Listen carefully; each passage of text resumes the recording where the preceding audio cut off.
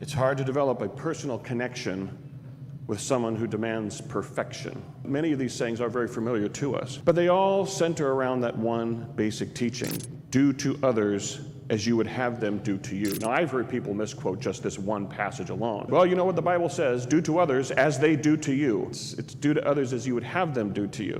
Don't do what everyone else does. Do what Christ commands us. It is a point that I hear quoted all the time, and that is the passage where people love to quote, "Stop judging and you will not be judged." I always love to remind people, I'll ask them very simply, who have you condemned to hell? Who have you personally, of your own authority, condemned as hopeless for salvation and therefore are destined for the fires of hell and damnation? Which, by the way, is God's authority to do that. Well, no one. Then you're not guilty of judging. You're not being judgmental. Jesus says, stop judging and you will not be judged. But there's a whole package in that passage. Stop condemning and you will not be condemned. So what the judgment Jesus is speaking of is the judgment of condemnation. It's a very personal relation, the idea of judging someone. Unfortunately, today, people tend to interpret judging as being critical or disapproving of anything at any time ever. And people often confuse a personal disapproval of something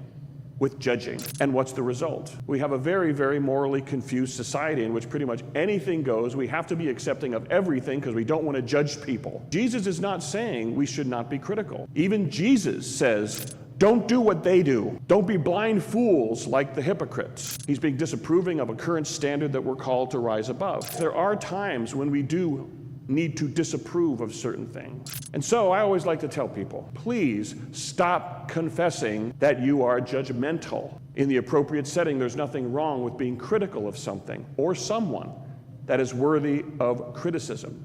Doesn't mean we become a population of horrendous busybodies pointing out everyone else's faults except our own. But we become a morally constructive society when we are critical of certain people, certain values, certain dispositions. Oftentimes when we experience very personal things in which he calls us not to condemn, but to show mercy through forgiveness. And in that we become a more focused people who can exercise proper criticism and disapproval.